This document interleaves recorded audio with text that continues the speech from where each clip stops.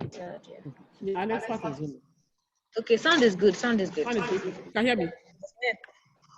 Good morning. Even through my heritage series, today we're going to be interviewing Her Royal Highness Erelu Abiola Dosunmu, the Erelu Kuti IV of Lagos. My name is Bilkis Adebi Abiola. I'm the Director General of LASRAB. Please bear with us. We're going to need about 5 to 10 minutes before we start. So I'll just mute my connection and I will return in 5 to 10 minutes. Thank you.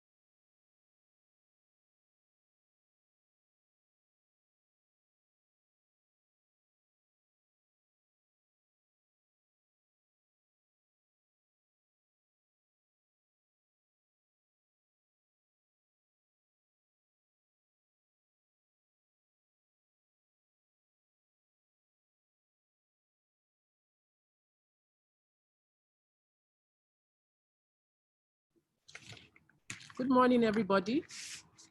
Welcome once again to the 4th edition of the Lagos Heritage Series organized by the Lagos State Records and Archives Bureau, LASRAB.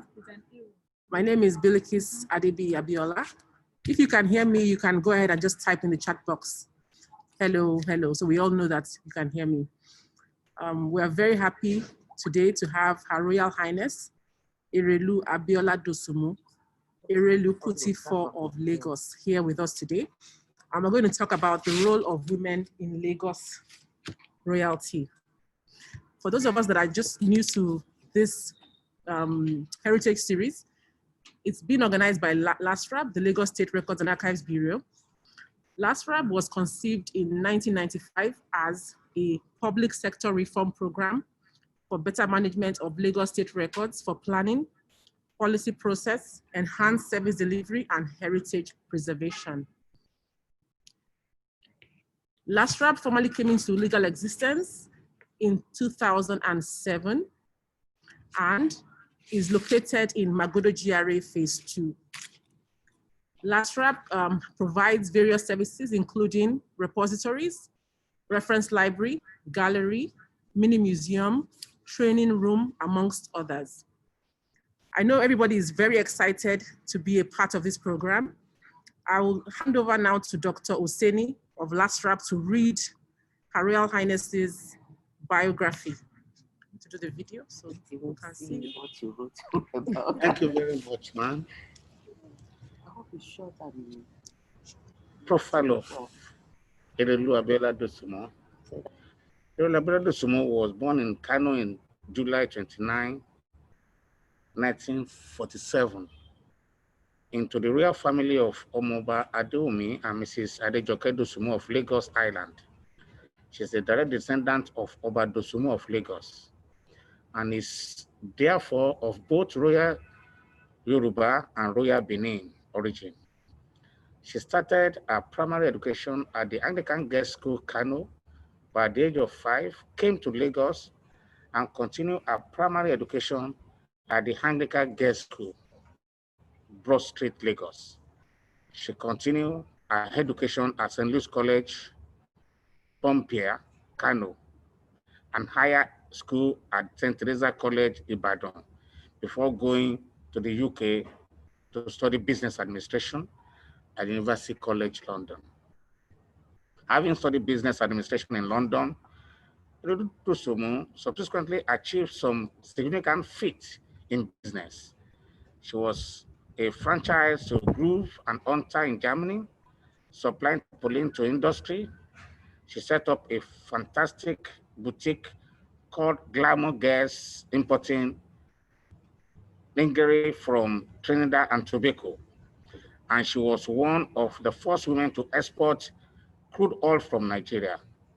Erelu Abiola also revolutionized the traditional ashoke business to become the multi-million-dollar industry it is today. Erelu Dosunmu Abiola promoted the culture of Yoruba people and indeed Nigeria through the ashoke. She set up her ashoke store on New Bond Street, London, the first of its kind. She later served as interior decorator of the Nigeria Embassy in London. Erelu Abiola Dosunmu was made the Erelu Kuti IV of Lagos by her relative Oba Adeyinka Oyekon of Lagos in 1980. In this capacity, she served as the ceremonial, as 1974. In this capacity, she served as the ceremonial Queen Mother and reigned as regent of Lagos upon the death of an incumbent monarch until a substantive successor is chosen by the college kingmaker. She has since served as Erelu Kuti for most of her life and hold a position that only princesses from the ruling houses can attain. Erelu Abiola Dosunmu belongs to several socioeconomic organizations, some of which include African Business Roundtable, ABR, where she served as the cultural ambassador for the African continent. She's also a founding member of NEPAD Business Group Nigeria, NBGB, and coordinating chair of the Council of Traditional Rulers and Eminent Persons for Good Governance in Nigeria. Erelu Abiola Dosunmu was married to Major Adekunle Elegbede and Chief Antonio Dende Fernandez, both of which of blessed memory. She's blessed with 3 children. I have to stop here because there are a lot of many things I can be saying about Erelu Abiola Dosunmu. Is it when she was just the chairman of Lagos State Council for Art and Culture? Many things I cannot mention because of time. I hereby present to you Erelu Abiola Dosunmu. Thank you.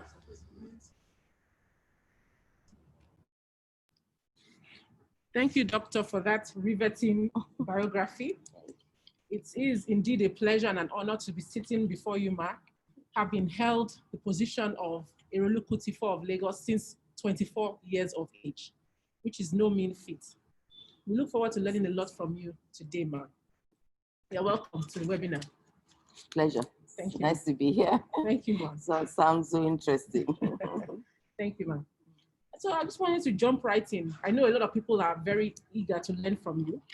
I know when we were having our conversation, we talked about the role of your late husband, Major Elegbede, in fighting for the creation of Lagos State. Can you please tell us, and I know that as a wife, you must have contributed to that. Can you please tell us on how you were able to support in creating Lagos State?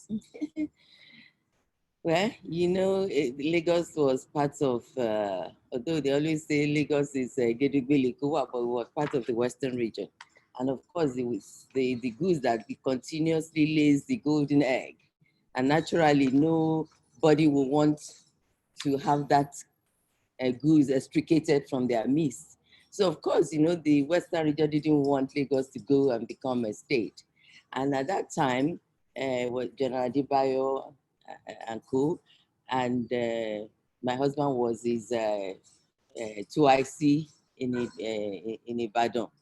And when all this was ranging, as soon as that it looks like we may not get the state, he is the first person to know, since he was working closely with General Adebayo, who was sitting on top of the events at the time. He will rush down to Lagos and he will tell me, or he will call me and say, look here, go and tell the Oba of Lagos that this is what is happening. I will rush to the Oba, we'll go to the other barracks, we go and meet the head of state. And of course, you know, the traditional institution was highly revered and the Oba was highly respected. And of course, the head of state would assure the Oba not to worry, that you want a state, you will get a state. And I was more or less an intermediary. And of course, my husband, you know, if he can't get us on the phone system wasn't this good, he would drive all the way, sometimes late into the night, you know, just to be sure that we were on course in getting our state. And of course, this went on for quite a while until we successfully got our state. So really, one was really at the deep end of the struggle for the creation of our state. So you're one of our unsung heroes, ma'am. Well, if you want to put it that way, but it was a pleasure and it was an honor, really, to be able to participate in that. And you mentioned, Matt, and thank you for your contribution, Matt. You mentioned that there were so many things that people don't really understand on the intricacies of bringing Lagos State to bear. You know, in terms of the assets and things like that, Lagos could easily have lost if we didn't have shrewd people fighting. Oh yeah, that's manifested itself more at the point where the capital was moved to Abuja and a whole lot of federal character properties and institutions were left in Lagos.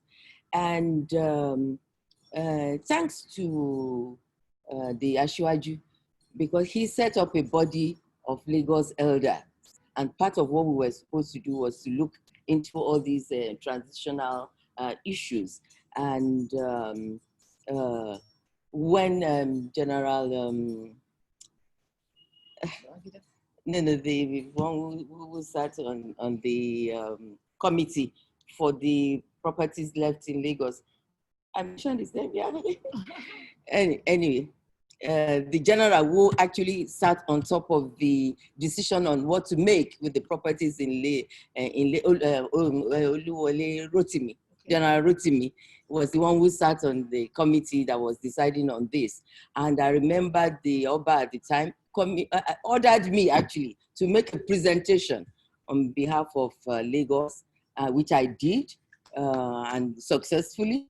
And it was after the report was sent to Abuja that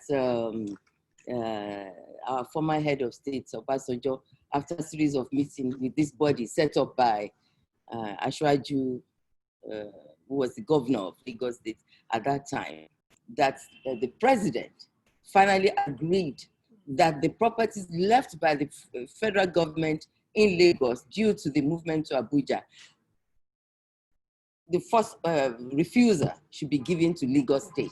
So really, Lagos State could easily have taken under its umbrella all the properties left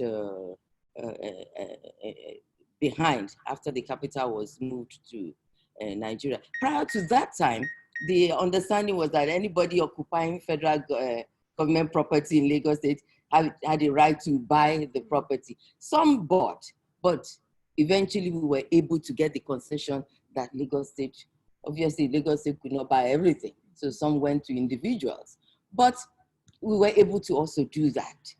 And we were able to salvage some. Unfortunately, like the National Theatre, like the TBS, I was even part of some of the groups who bought those properties. It was a pity because I think such property should have come directly to the to Lagos State government. We are culturally aware and we believe in excellence. I'm sure we're just trying to find a solution to what to do with the National Theatre. I'm sure we would have taken it, but we would have flown with it. So with the TBS, because that was our race course. I'm sure we would not have hesitated to turn it back into a race course, even despite all the concrete and the images and the architecture of the frontal architecture. We probably would have retained the architectural frontal since it was part of history, but I'm sure it would have been better utilized than it is today. But the struggle continues. And Lagos State is here to stay and we will continue to excel. Yes, absolutely, ma'am. And with people like you, I'm sure, I don't have any doubt, ma'am, that we have a good future ahead of us. Yes.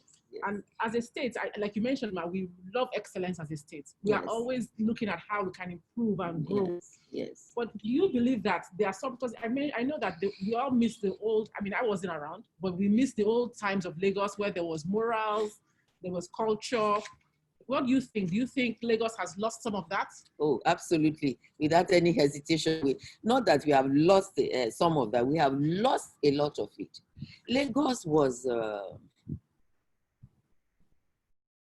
cultured, clean, forward-looking, and accommodating place when I was growing up. And of course, our grandparents told us the same. That was what they bequeathed to us. And I think I can boast of at least of first-hand knowledge of 300 years of history of Lagos.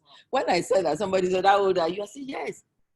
Don't forget that when I became Erelu, I was sitting with men who were 90 years, almost 100 years old. And that's 100 plus the years that I have lived, since the age of 25. And they were witnesses to their parents' actions and the stories from their actions. We are talking about another 100 to 200 years. Wow. And this I got firsthand from these people, plus my own personal experience. So I can tell you that Lagos must have been like that for at least 300 years, where people cared about one another. We were all our brothers' keepers. And it was important, of course, maybe because there must always be a deterrent in place for people to do what is right, even well-meaning people, because sometimes we may laugh, but we may, but if there's a deterrent. So apart from that, we were clean, we were organized, we were kind to one another, but we had a town council, a local government structure that in case you falter or you fail in keeping your environment, they were there. And they monitored it regularly. It's not once a month. They can come in any day and they can come in every day. So you need to keep your environment clean. I'm sure COVID, if we still imbibe that culture, COVID probably would not have come into Lagos, and we are now the arrowhead of it, because you had to sweep the front of your house. We had a dump site, so you don't keep rubbish in your home. You take it and you are obliged to take it to the dump site. Every home. So by the time you clean your inside, you wash the gutters. You know, we were not as sophisticated in structures as we are now, but whatever it was, you kept it clean. And you take your rubbish to the dump, and the local government will carry it from the dump and take it to the final destination. And regularly. You didn't have mountains of rubbish as we were having at some point.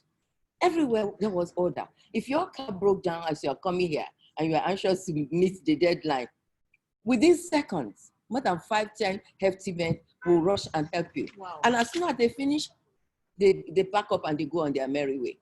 Nowadays, nobody will look at you. And if you stop people to help you, they'll ask you, what are you giving me in return? If what you're offering is not good enough, he's going to walk away. And you're on your own. Lagos was not like this. You can go to the market and you want to buy 5 naira okra or 10 naira okra. You know on the counter which one is 5 naira, which one is 10 naira. You can take it and put the money there. The woman will come back and find her money. Invariably, she has probably gone to take her child from school or taking her child to school. Education was important for both girls and boys. And it's the women who were the champion. Despite what she's doing in the market, she will not neglect Home front. her home front. And we too we recognize that, and we leave her money there. And she'll come and meet her money. And I think, and often people ask me why they changed. I said, well, you know, it's a small island, but it became the capital of this country. But it was not because it was capital. Our ancestors laid down a culture of peaceful coexistence and open arms welcoming everybody. We believe in live and let live. So I think people found Lagos conducive, and of course trade was already buoyant to the point that people believe to make it in life, you have to get to Lagos. The capital is moved to Abuja, but people are still coming to Lagos on a daily basis in droves because they believe when you get to Lagos, you'll be successful. And that's the truth, because people of Lagos are peaceful people. We love to have people, we receive people. Even when you are making money next door to us, we are not envious. We still accommodate you, we still wish you well, as long as you don't trample on our rights, which of course is happening very much these days, you know. So because it was a small place and you had a lot of people, an onslaught of people, they were not patient enough to imbibe the culture on the ground. And of course, with time, as they are coming in majority, the good behavior begins to die out. Diluted. To fizzle out. And unfortunately, you still have a pocket of some of us, we are the dying species. To the point that, you know, even our children, they begin to question that, this is our culture, is it really true? No, is it really good for us to continue, for us to take the baton from our parents? Because then you find that you're going to be isolated and you're going to be deprived of your fortunes in your own land. So when they say Lagos is the no man's land, it's an absolute nonsense. It's absolute nonsense. Well, but a whole lot of people, because those people who say that are in two categories. Those who are ignorant about the history of Lagos and those who are just selfish, who know the truth, but it's easy to say, so I can have my own way, so let me disenfranchise you, so I can move ahead. So it's those two categories of people. But I hope the enlightenment, and with the kind of work you are doing, people will begin to understand that really Lagos was even before Nigeria. Absolutely. So I think we're going to go into the historical part of it. Yes, now. yes. You know, the Erelu Kuti is a fantastic, you know, I was reading your book, man. Yes. And I was very, very, for those listening, the name of the book I'm reading is Erelu, Mother of Royalty. It's a fantastic book. And, you know, the book talked about the first Erelu Kuti of Lagos. Yes, yes. Can you please give us a little bit of that history? Erelu Kuti first is the #1 unsung heroine. Just an amazing woman, and we should be the pride of all women, because what we think that we cannot achieve today, he did it centuries away in a society where it was just a male-dominated society. She was the third of 3 children of King Ado, who was a king of Lagos. And her 2 brothers were Gabaru and Akishemoy. Gabaru reigned after their father. He had no issue, so that line is extinct. Then Akishemoy ruled, either because his children were just female, or maybe he didn't have issue either. But after 1 or 2, or when Akishemoy died, even before Akishemoy died, he had a whole lot of problems, but he was very close to his sister. At one point, he was deposed, and Erelu Kuti acted as regent for him to hold on to the throne, because at that time we had already started our struggle, because we also had the chiefs, the white cap chiefs. And I will digress a little bit to that, because I always say to everybody that in Lagos Kingdom, we do not have Aworis, nor do we have Benis. We have Lagosians. Because Awori incident happened in Isheri, which is part of Ogun State. Okay.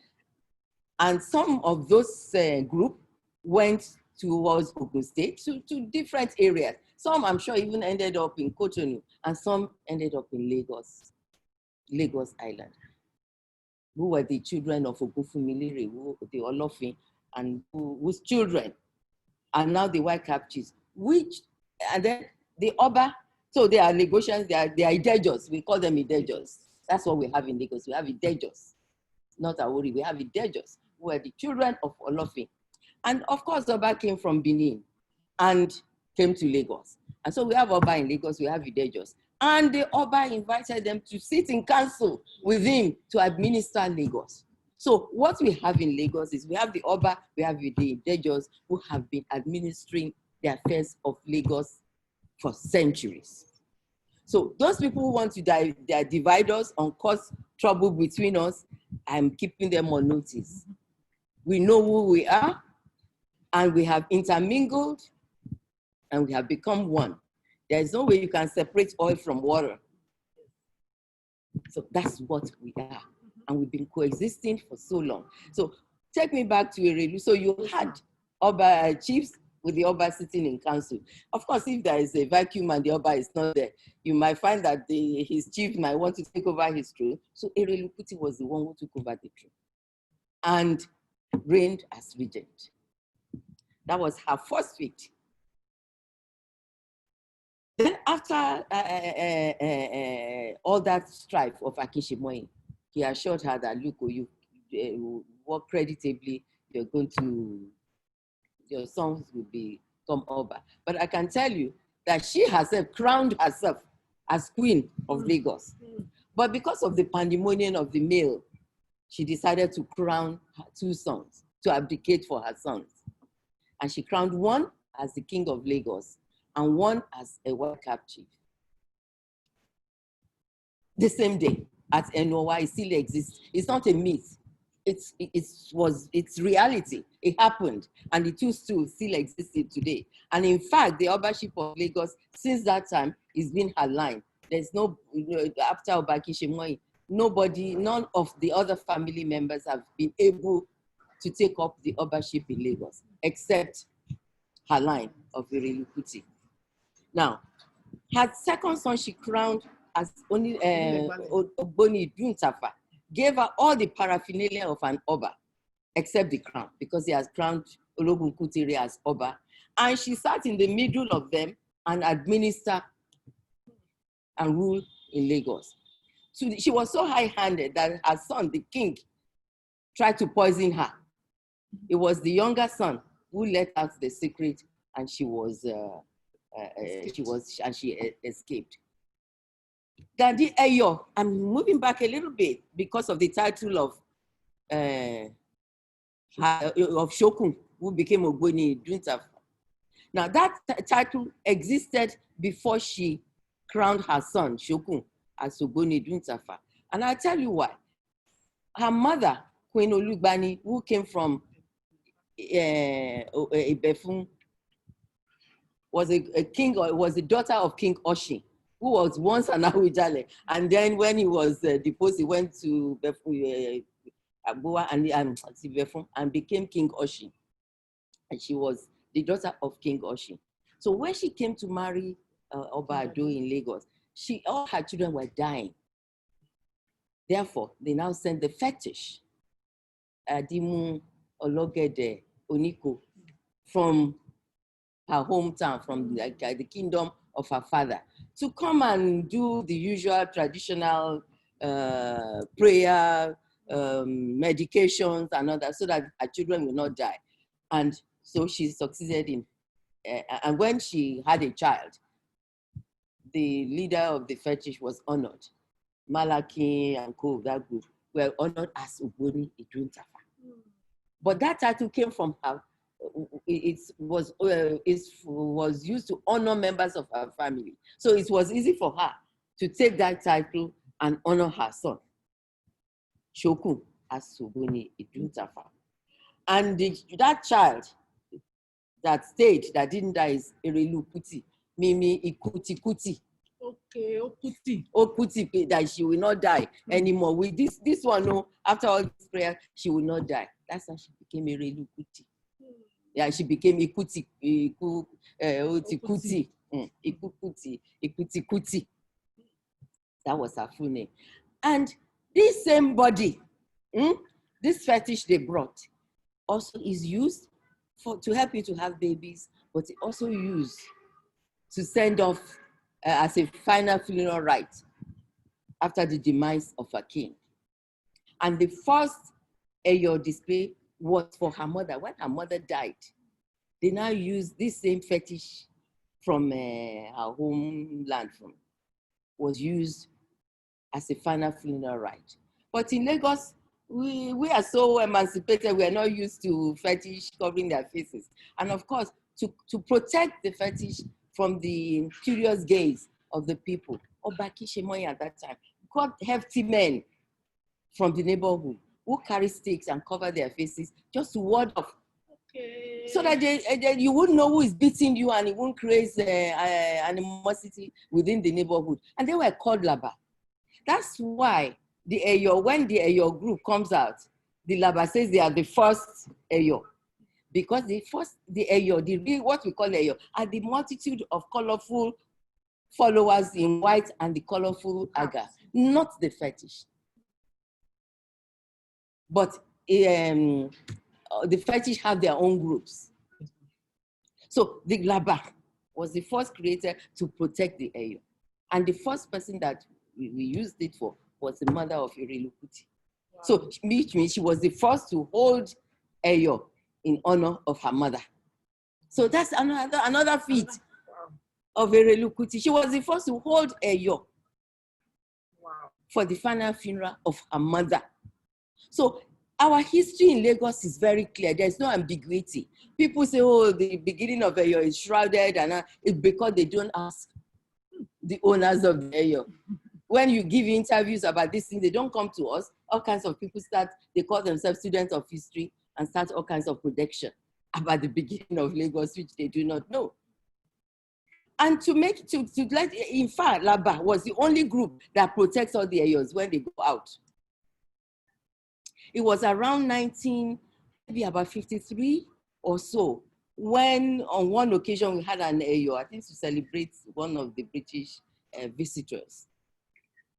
And the cantankerous young boys of Igboshere or Bangboshe wanted to unveil the fetish. Wow. Yes. And they had to run helter-skelter. So when Adimu came, they now complained that, look, the Laba were not protecting them enough. They need more. They need more protection. In fact, they need to set up their own group to protect them. That was when you started having all the fetish having their own omoeyo. Okay, so it was in 1953. Around that time. But before then, it was just the laba, protecting the fetish whenever they go out. So, of course, you now have Adimu. They now have their own children, their own people they can trust to protect them when they go out. And, of course, all the others will get their Oniko. Then the latest addition, Agiri, to join them, they all started having.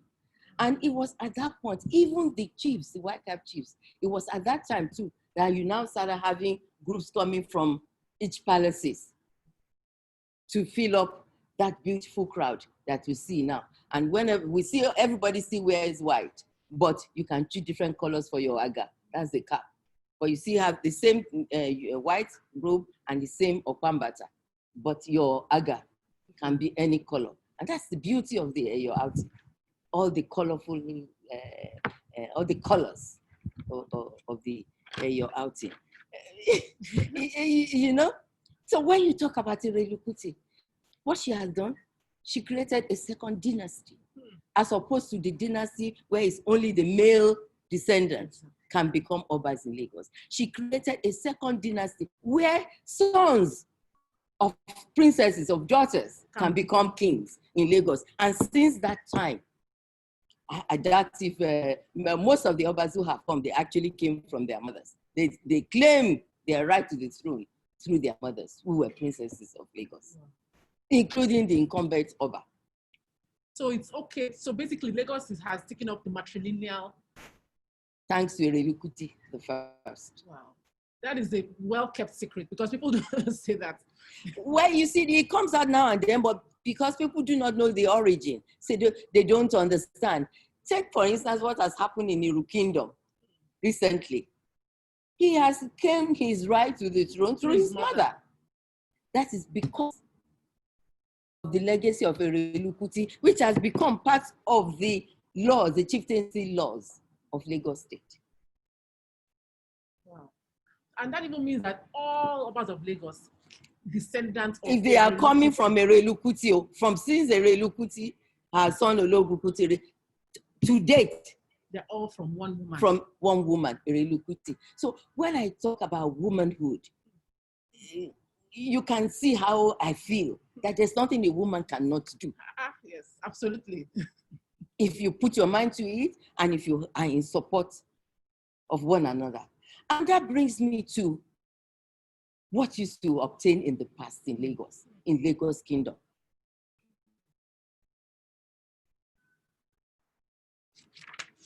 We've heard about the feat of Erelu Kuti.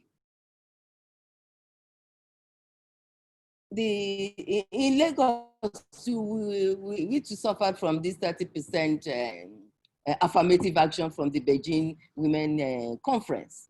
But it didn't matter in those days. Take the Lady Oshugbo, which at that time was part of the administrative governance of Lagos before the advent of democracy or even the colonialists. That was the kind of governance we had. You had the Oba, you have Oshugbo, and you have Opa, who is the police of the system. And of course, and you had only one woman there. That was Erelu Kuti, was the first woman to go in there. That's also another thing. She was the first to actually got an entry into a male-dominated, in fact, men alone conclave, where policies are formulated and administration of the kingdom with the Oba were being carried out. She's the only one who had a stool there. But you know what we had in those days?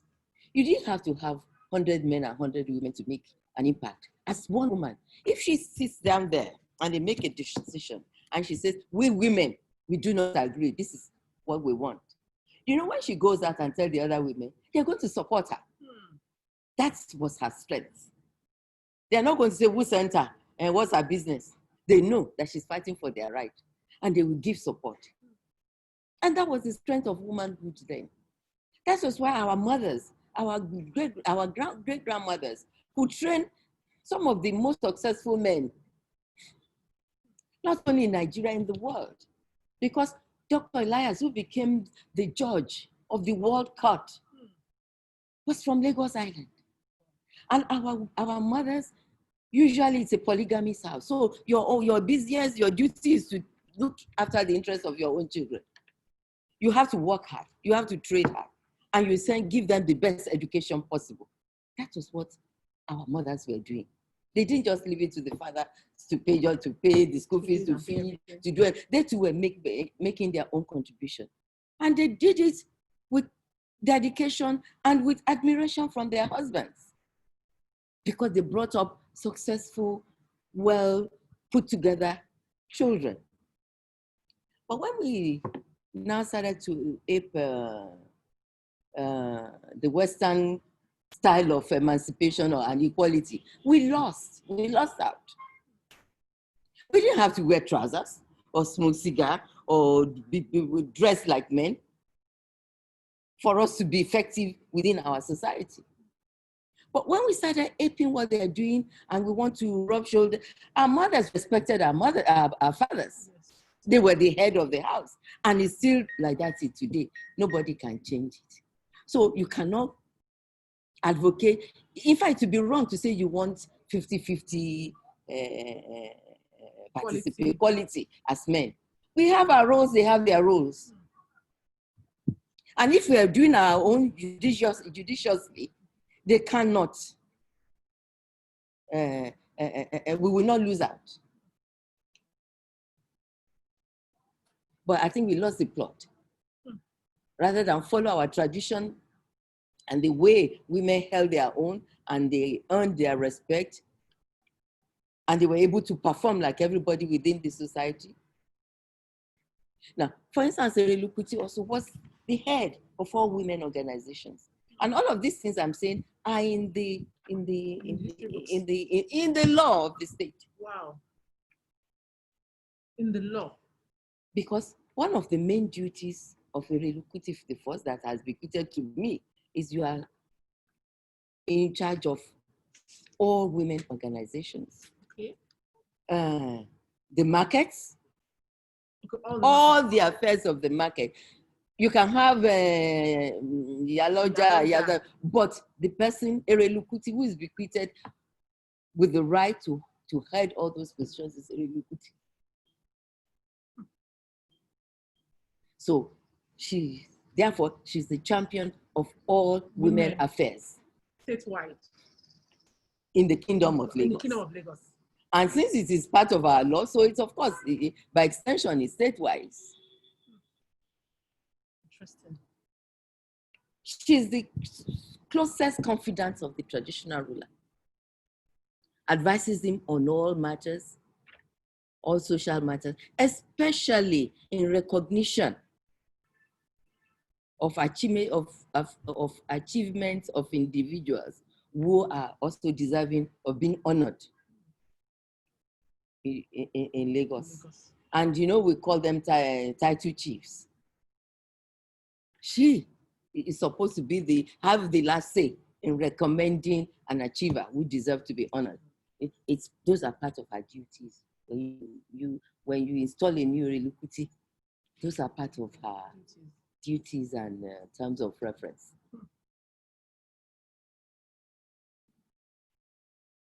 It goes on. But I know you're. We're all very eager to hear. Yes, and then of course, her the interest of the palace of the king. I mean, she's in charge of that interest. She's supposed to watch over the affairs of the palace, including taking care of the Oloris, teaching them the ways of our culture, and making sure that, the children are brought up as proper royalties, well behaved, and, to be a credit to the throne and to the crown. So that is the role. And you can see the roles of women are the crucial ones. Rearing, bringing up a potential king in the future. Sustaining that beautiful culture of Lagos. Being in charge of trade and commerce, because that's what it is in the end. When you're in charge of women affairs and markets and all that, it's the trade, it's the business. to be sure that it runs smoothly and you are adding value to the economy and the development of your. That is the role of women in the Kingdom of Lagos. And as I said, representatives are usually minimal, but they carry a whole lot of crowd and support to be able to achieve all of this. And you know, when I was Lagos State Council for Arts and Culture, I made sure that we had lectures every month depicting all of these areas I'm talking about. And I will bring an erudite scholar to join in, and a diplomat, a senior diplomat, to give us our views of how they've handled each subject. And people were amazed. A lot of my friends accosted me and said, "You mean you had culture in Lagos? We thought you didn't, we thought it was a no man's land." When we talk about festivals, and I said, brought out a calendar, and we should have a festival. We had a calendar of festivals. We had Igunu, we had Gelede. Igunu, you know, situated in Ekwetedo, the conclave is there. You have Gelede, you know, you had Gelede. Then you have what we call Woro. That is when you're having the Gelede festival. Part of the program is Woro. Woro is a sort of vigil, which is a sort of, and then the songs are satirical. So if you have messed up in the society, between the lines and the songs, you can, then your secret is let out. So everybody, that is also another mechanism by which we control the society for good. And the symbol of that festival is Gelede, and the Gelede is the figure of a woman. Wow, it's a woman. It's a woman. Even if it's something else, but it's the figure of a woman. So it's more of a female kind of. Wow, so that means women are very, very key. We are very, very key in Lagos royalty. And okay, for instance, Erelu Kuti, one of her, she has her own festival. Okay. And the festival is called Kekeku. Kekeku. I'm sure if you talk to Honorable Ali, he was the one who helped to cover the last one I did. Haven't done one for quite a while. But we call it Kekeku Festival. And that festival is to usher in seafoods. Okay. So the time that we're expecting seafoods, we hold Kekeku Festival so that we can have seafoods in abundance. And we will eat and we will dance around the town. And it goes on for about 7 days. Wow. Where there'll be visit between a change of visit from the palace of the Erelu Kuti to the palace of the Oba. And it's more like a reawakening of the tie that binds all of us together, because then everybody participates, you know. And then on the 7th day, we invite even the community, everybody to be part of that festival. Are we supposed to do it annually? Annually, yes. Wow. Oh, yes. The Kekeku is a very popular, very well-known festival of the Erelu Kuti. So the role of women, the involvement of women in the Royal Kingdom of Lagos is very strong. And whenever there's a conflict, at the end of the day, you always find it's the women who are fearless, who are truthful, yes, and who will rise to the occasion and certainly douse the tension, and it fizzles out. And that has also always been the culture of Lagos. It was bequeathed to us. It's only now, in the past, when we play politics, especially when you had NCNC and Action Group, everybody will fight for their turf and other. But as soon as it's over and a winner emerges, we all rally around and we continue to live together amicably. And when people say, oh, Lagos people were weak and we just love to have fun, that's not true. We just know when to stop aggravating ourselves. In fact, in the past, I was trying to sing a song. We had a popular song that, you know, when I wake up in the morning, I rush to my work. And at the end of the month, I collect my salary. And with my salary, I can buy a beautiful outfit. And I buy a beautiful shoe to match it. And I will walk majestically with confidence because I have earned it through my sweat. You know, that was a popular song. Marimanyo, máa dágbẹ́dẹ́kẹ́. Ọmọ jayé jayé ni mí, Mama Rocky, Mama Rocky, Mama gbádùn. Ọmọ jayé jayé ni mí, Mama Rocky. Bílẹ̀ bá mọ́, máa sáré gbàbí iṣẹ́ mi lọ. Tójú bá parí, máa tẹ́wọ́ gbowó rẹpẹtẹ. Máa raṣọ àsìkò, máa fi bàtà tó pawó bẹ́ẹ̀. Àrìn máa yan, máa dágbẹ́dẹ́. You know, what it means is, I rush to my work. I work hard, I collect my salary. And with my salary, I can have fun. And then you see me having fun. You say, oh, all Lagos people, we are jaye, we just love fun. We don't have fun and jaye on stolen properties, on stolen money. We worked hard for it. So if people are now quoting wrong, making wrong statements, we are not just jaye, it's a result of sheer hard work. So people who come to Lagos and they want to perpetuate the culture of stealing, embezzlement, and all that, so that they can have a good life. It is wrong. That is not the spirit of Lagos. Spirit of Lagos is hard work and good fun. And I want that message out today.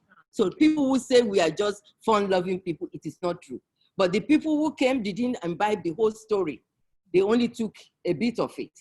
But the basis of the success of Lagos was hard work. We worked hard and we had fun. And we will still continue, some of us who are still true to that tenet, we still continue to have that kind of life. Absolutely. And you mentioned, Ma, that it's only in Lagos, and I was thinking about it, that we have fourth generation educated people.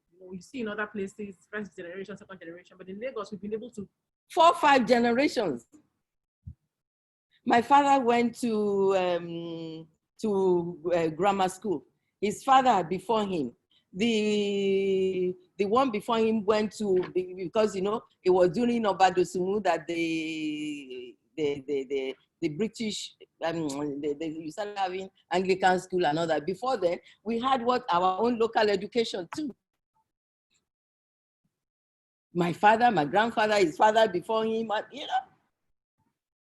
all of them were all highly educated. You had the families of Jinodu, they had judges, justices, not just men, women. The Jinodu, I think she was Miss Dauda. And she was a very senior judge. That's the mother-in-law to, I think, Babalaki. Okay. Yes, but her own parents, who was a lawyer. We were highly educated here in Lagos. And anybody, and I stand to be corrected, who became anything, leaders in this country, when they first came to Lagos, they stayed in that Lagos Island before they all went to grammar school, King's College, other schools, government schools, before you started having extension educations when the British started going into the interior. Even when you talk about religion, it started off from here and it started going into the interior by Badagry, Abeokuta, and before it started going into Intala. In fact, in one of the writers in the archives of the British, the template, when people talk about Dosunmu Lagos, that was rubbish. You had you have a template of the British aspiration. They wanted Lagos to be ceded to them and take it over and all that. But the Oba refused with his chiefs and said, first of all, this one does not belong to me. It's everybody. And so I can't even give it to you. But at the end of the day, it came out that the British, and then they said no. So they got annexures to the agreement. But everybody is flaunting the template that the British brought. But the annexures that the Oba was able to obtain from the British Empire, a small island, still form the basis of the law of the Federal Republic of Nigeria till today. For instance, the British now came out and said, look, their interest really was more to trade and exclusively. keeping out other European countries. And therefore, they wanted to sign, they signed a trade agreement with the Oba so that they have the exclusivity of trading here. So any landed property that didn't carry the insignia of the Oba became null and void. That is what has metamorphosed into CFO and the government, something that has formed the basis of the land laws of Nigeria. He was able to, it was to continue, he used to collect the duties from the port, yes, of the trade and all that. So he was allowed to continue to collect the duties that he was used to collecting. But as trade, of course, expanded and became bigger, the British then started collecting the higher share. Till today, that right went straight to the state, to the federal government to continue to collect the dues. Wow, that was originally the right of the Oba of Lagos. That was why he used to be called the Oloweko. That was where that thing, that title came, the Oloweko, because it was really the richest. When you are collecting all the royalties, the duties, and it was an island before the amalgamation, before the Nigerians started coming. Foreigners were coming here and trading here. Wow. So this template I'm talking about, and then of course, most importantly, he was allowed to rule as king of his people, according to the African traditional rulership, which meant he can continue to speak his language to his people. They can continue to eat their food they are used to. They can continue to wear their own clothes. That's why we have this beautiful culture. And it was written in one of the dispatches that anybody who was friend of Dosunmu in Lagos, as they found their way into the interior of what we know as Nigeria today, and they vibe on that template, they get an easy passage. So they were not destroyed, they didn't struggle, they were not alienated. And that's why some of those two were able to keep their own identity. A couple of areas where we struggled, like my original place, like in Benin, they cut away all their treasures. But at the end of the day, they still had to cow in. At the end of the day. At the end of the day, they still had to, yes. Whereas in Lagos, we use peaceful means, that peaceful acumen, to be able to settle a fight between an ant and a sledgehammer. I call Lagos Island an ant and the British Empire the sledgehammer. But we were able to retain our identity. And that's the glory of Lagos today. Peaceful resolution of conflicts. And in my yearly lecture series on Oba Dosunmu, there was a session where we did a conflict resolution acumen of Oba Dosunmu. And I'm promoting a research into that conflict resolution acumen of Oba Dosunmu to be able to resolve that. Do you know, they didn't just come and say, we want to trade with you. Warships were pointed at his palace. He was held under duress. But he was able to retain his cool. At the end of the day, he was able to get some concession that is beneficial to us till today. And this was after they helped his father get back. So you can imagine the kind of deception, yes, they played against him. They played against him. In fact, in one of the books, in one of the dispatches again, when during the saga of signing or not signing, one of them said, oh, the man is a rogue and a scoundrel. So that when you think you got him, he wriggles out.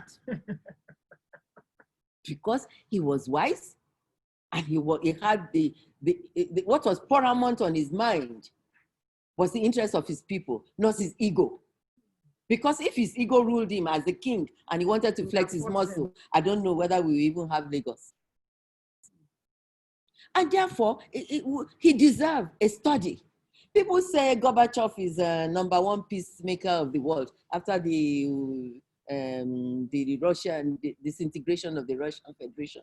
I say it's because they didn't hear of Oba Dosunmu, and he was able to survive and hold his own against the British Empire, the easily most powerful at that time kingdom at that time.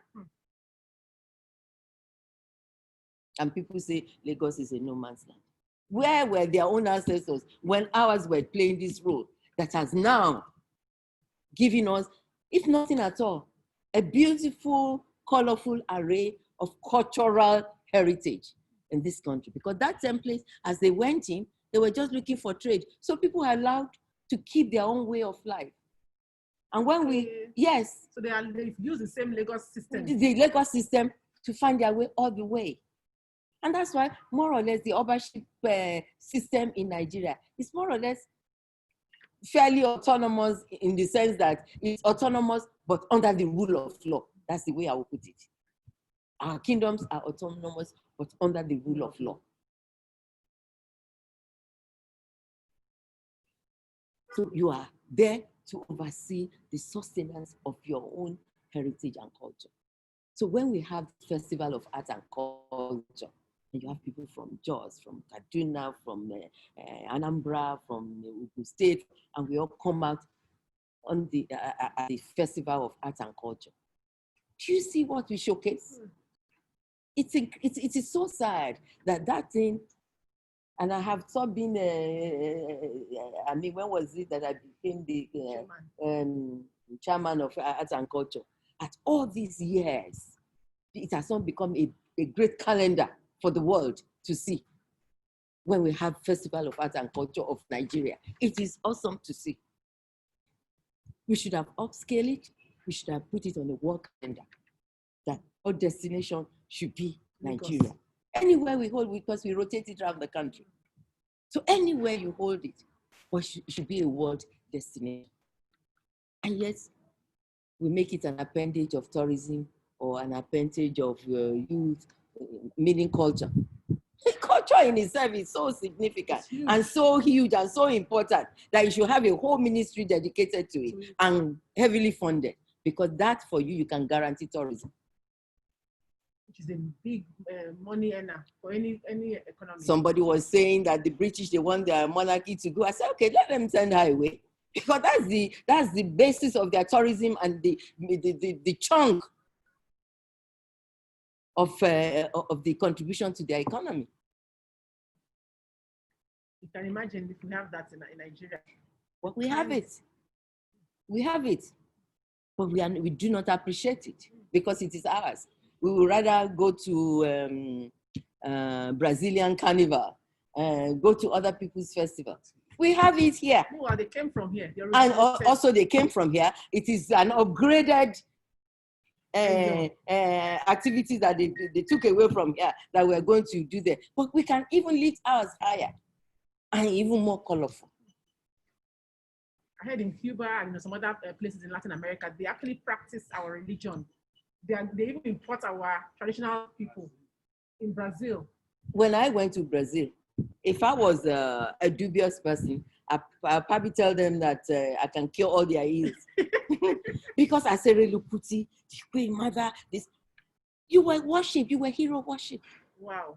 They are more, in fact, they are more loyal to our culture and tradition than we at home. We never left at home. It's more important to them to sustain and maintain their culture and tradition. They spoke Yoruba, but they've elevated it. All the foods we eat here, they eat it. Even the akara mother woman that is on the street, we can find it there too. Wow. So, but I don't know what our problem is in Nigeria. Whatever is ours is never important enough for us. We rather ape what belongs to others. Is it because we don't know our history? So we don't value ourselves because we don't know our history. We don't know where we come from. We don't, maybe that's part of it. That is a great part of it, because if you don't know who you are, we are talking about the history of Lagos now. Do you think if the average, even some of our younger people now, they don't know what I am saying? You think if they know the truth, when someone comes up and says it's a no man's land, they'll be able to answer him adequately. Absolutely. And then all that nonsense will die out.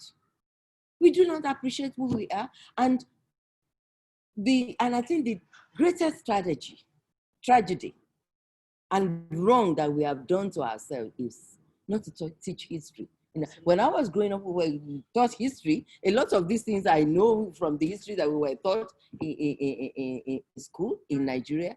And for somebody to wake up one day and say you should cancel history, so we become confused. We don't know who we are anymore. We don't know our ancestry. We don't know where we're coming from. You need to know who you are, where you're coming from. And anything that is negative, you try and change it. The one that is positive, you enhance it. But to say, I hope that after today, some people will get up and rise up and make a strong drive and move towards reinstating the teaching of history in our schools. The educational institution, all the professors, or all the enlightened people who know, who are in charge of education, should be able to make a strong case. Otherwise, we'll be going around like a rudderless ship, as we are doing now in Nigeria, because it looks like there's no direction, there's no moral, there's no template by which we can say, yes, these people did this, but they made a mistake. So forward, we should do it this way. We're just groping in the dark, gathering no moss, rolling stone, gathering no moss. Really, really, when you think about it, what direction do we really have? Everything is just happening. We're just like drifters. It's sad. It's sad. But something has to be done. Absolutely. At this point, I'm sure we have a lot of questions from. Oh, time. Oh my We've already gone. Oh, we have a lot of questions. We already gone 1 hour into this. So I'm going to maybe another 20 minutes. I'm just going to open it up for questions, because if left alone, I would just continue monopolizing Her Royal Highness. So I would please ask members of the webinar to please, if you have any questions at this point, you can type it into the chat box or into the Q&A box. We'll only take a few questions. People have been giving their comments, ma. Somebody said, Erelu is speaking the complete truth. And that person said, I am enjoying this discussion, really illuminating. Another person said, why have I not appreciated and preserved aspects of, we have not appreciated and preserved aspects of our Lagos culture. So people have really been enjoying you, ma. Oh, the questions. Oh, thank you. So I'll just open up. Let me just leave this. Go back to the video. Okay.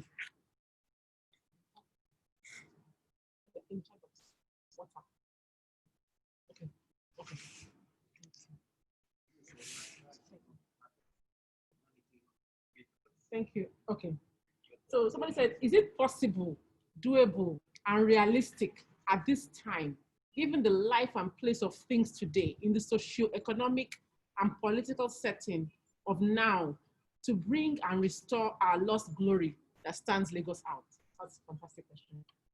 I think it's an amazing question.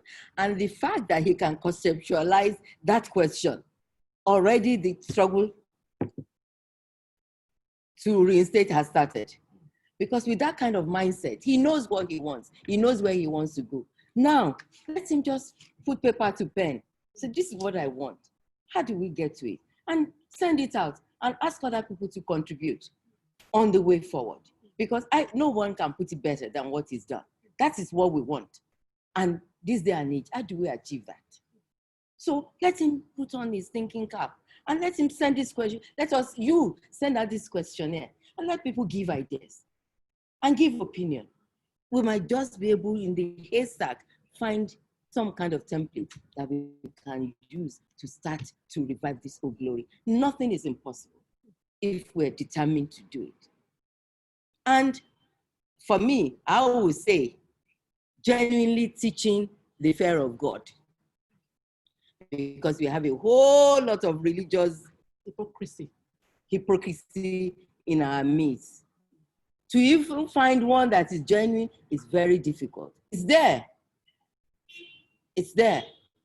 But we should find it and try and use that template to change the mindset of people, because people's minds, people's orientation have changed so much for evil that, and things just cannot continue this way. We have to find a way to reorientate ourselves for good.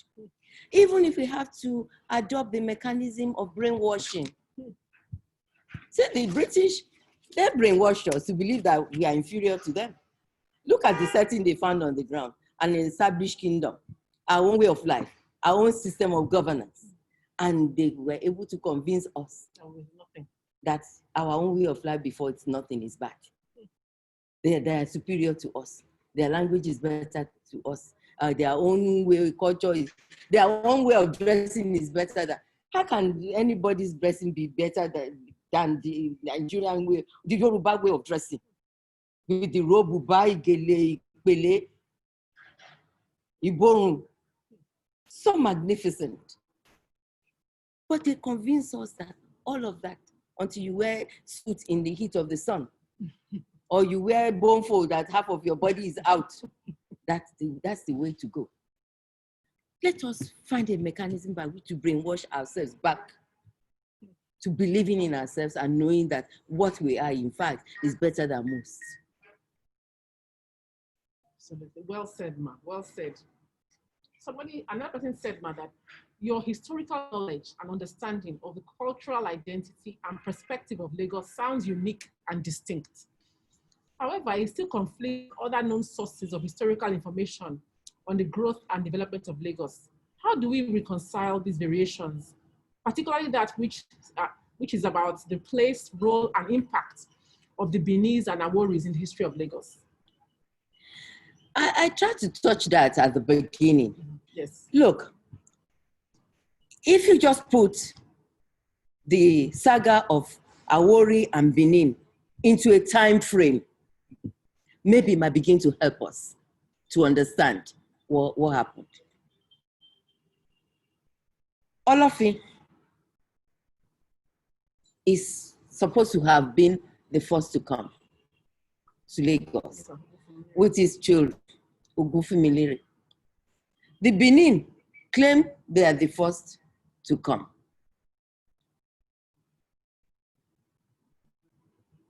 And we now say that the Benin led an expedition. The Benin claim that this was their own territory by which they get to the port. And we all know that you had great Benin Empire, Oyo Empire, and all that. We didn't hear about Ogun Empire. We didn't hear about Ijebu Empire. Because somebody was also saying, oh, how long did it take to come from Benin to Lagos to the port? Did they just come like that? How long did it take to come from Lagos port to Kano to Sokoto, to the northern part of Nigeria? These people found their way there. So they can easily find their way from the port to Benin Kingdom, because that's the kingdom that everyone knew about. And of course, you know the Great Ife Kingdom. Those were the places that you know. All right. So the Benin claimed that it was their own territory. They passed it. They were not living here, but they were passing through here. And then the Awori people came. And when they came, they said, if you want to settle here, you have to pay royalty. And Ogufumilere Olofin was being made to pay royalty. Right?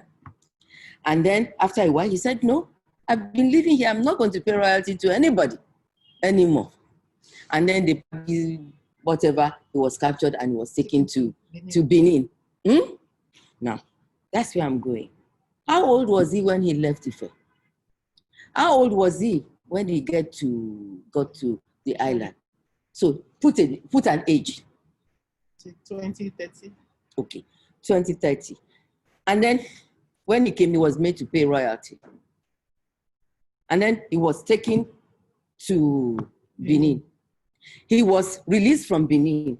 By that time, we had a proper, instead of an administrative, a kingdom had been set up. Now, what's the lifespan of a human being? 70, 80, if they're lucky. All this saga we're talking about, if you say he lived to be 80. Take out 30 years before he arrived. We're talking about. So this argument between Aworis and the Benin that we're talking about is within 50 years. Now, is that enough for us to start fighting over after centuries of having lived together? That's the way I see it. So, and that's why I say we don't have Aworis and we don't have Benins in Lagos. We have Lagosians. We have Lagosians, We have Idejos, and we have Oba. You have the descendants of Awori who migrated this direction. You have Benin who migrated to this, and we came together, and we have a 50 years of education or whatever. And since then, 5 centuries of having lived together, and we're not saying one is Awori, one is Benin. We have Oba and we have Idejos. That's what we have in Lagos. Those are the original Lagosians. And we've lived happily in peace till tomorrow. The Idejos, the white captives, the Idejos, and the Oba, we live in harmony. We are administering Lagos for good. And then you want to listen to somebody saying, one is Zawori, one is Benin, who came first, who didn't come first. That's my own view. That's my own analysis. So I leave it to other people to take it up. Well said, ma. Very well said. I think at this point, we have, okay.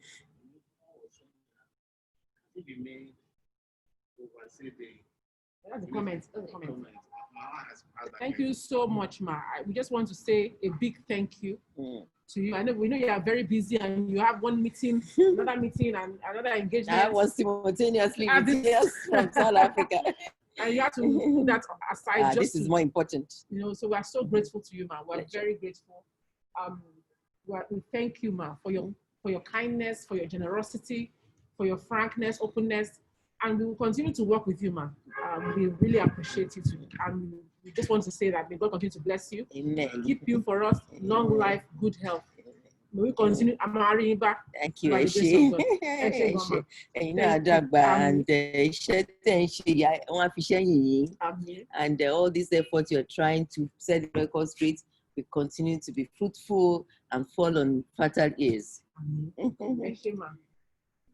Thank you so much. But I'm giving this, I think we'll leave with a final question about the COVID-19. You know, you mentioned in your book, ma, it says that you are an industrialist, which we know you're an industrialist. You come into politics at a very young age. But one thing that really struck a chord in my heart is that you're an environmentalist. Yes. Because I'm also an environmentalist. Yes, yes. So can you just tell us a little bit about your passion for the environment? Well, I think it is something that grew up with me. I told you about the Wale, the town council, how you have to keep your environment clean. And I always notice, no matter how old or rickety a property is, once you put a couple of greens and plants, you know, it enhances it and beautifies it. So for me, from childhood, I've always believed in tree planting, beautifying with plants, with flowers. I just love flowers. I love it. So I like to have it in my environment. And when all the struggle for the environment became very strong, of course, naturally I gravitated into it and I participated into it. And I I represented my state at the first, the Earth Summit. I was an original member of that. And I also was the chairman of the Lagos State tree planting and beautification. All the tree you used to see along the Outer Marina, Mwabangida Boulevard, and I used to get the body called lions, and they used to come and do the planting for us. Professor anyway, I used to beg for plants from anywhere I can get it, and I get philanthropic organizations to help to plant. And, you know, it was wonderful. And when Lagos set up that body and made me the chairman because of my interest, you cannot imagine. It did so much planting. And unfortunately, God to give us a token to set up a green attendant to continue to maintain those plants. It was a Herculean task. So when Governor Fashola came, and actually devoted a whole lot of resources to do. So my prayer is that we should not allow it to fizzle out. I'm not too old to continue to even go and water and oversee that all the beautified areas are sustained. It's good for our health. It's good to our sight. It's good for the purification of the ozone layer, poisonous gases. That's what environmental beautification is all about. Planting trees, planting flowers, making sure a lot of greenery is there, taking away the poisonous gases in the atmosphere. You know, I mean, you know, in fact, the whole world, maybe America is here, but the whole world is now come together on a platform to fight the climate change and the negativity against our earth, which has to do with the environment. Absolutely. Everything is based on the environment. Climate change, if the water is too much, it will wash your world away. If it is too hot, it will set it ablaze. So we just need to be vanguard of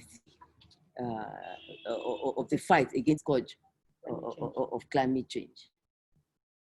And how are you coping with COVID-19, man? Any advice to Lagosians before we log off? Lagosians, let's go back to do what we know how to do best. Keeping our environment clean. People who say Lagos is the dirtiest, it's still those people who didn't imbibe the culture they found on the ground. If few of us who are still around, wake up, clean your environment. Just, you know, before we go to school in the morning, they take us to school by car in the morning, but you have to wake up and do your chore. You have to sweep, you have to dust. If you're not finished before the car is about to leave, they leave you behind, you have to walk to school. But that's how we grew up. So you have to wake up early to be able to do all your cleaning, all your domestic cleaning and dusting before you go to school. So for me, in my house, when I have staff and I'm telling them, this place is dirty, they look at me and say, what's wrong with that? Where is the paper? Where is it? It's the dust. I have seen the dust. It's the dust that I'm talking about. Not when you cut paper and threw plates and all. That's not it. So we must keep our environment clean. We must wash our hands all the time. Of course, we must keep the social distancing. I know, you know, even in the past, I remembered, we didn't used to hug each other with two arms like that. Either you kneel down, or you prostrate, or you greet with respect, or at a distance with courtesy. So let us go back to those days. To the traditional way of greeting. We don't have to hug each other. That is not healthy at any given time, whether it's COVID or not COVID. Because by the time you are hugging somebody, you don't even know which crow he has on his body, covered with his dress that you don't know. And the juice is seeping out onto the cloth and you are catching it. You know? So let everybody keep their distance. So let us go back to traditional way of greeting. When we greet elders, we kneel down or we prostrate. When we see our friends, say, all right, how are you? And we are gesticulating, not grabbing. So let us even erase that completely. That would be very nice. If we can do that, fantastic. COVID or no COVID, even after COVID, let that be the culture. But most importantly, we must observe all the protocols of avoiding contamination of COVID. Wash our hands, wear our mask, you know, keep our distance, and keep our environment clean. You know? Wise words, ma. Thank you so much, ma. Thank you. We're very thankful, ma. It's a pleasure. Thank you. So thank you, everyone, for listening. Thank you, everybody. It's been a pleasure. Have a lovely day.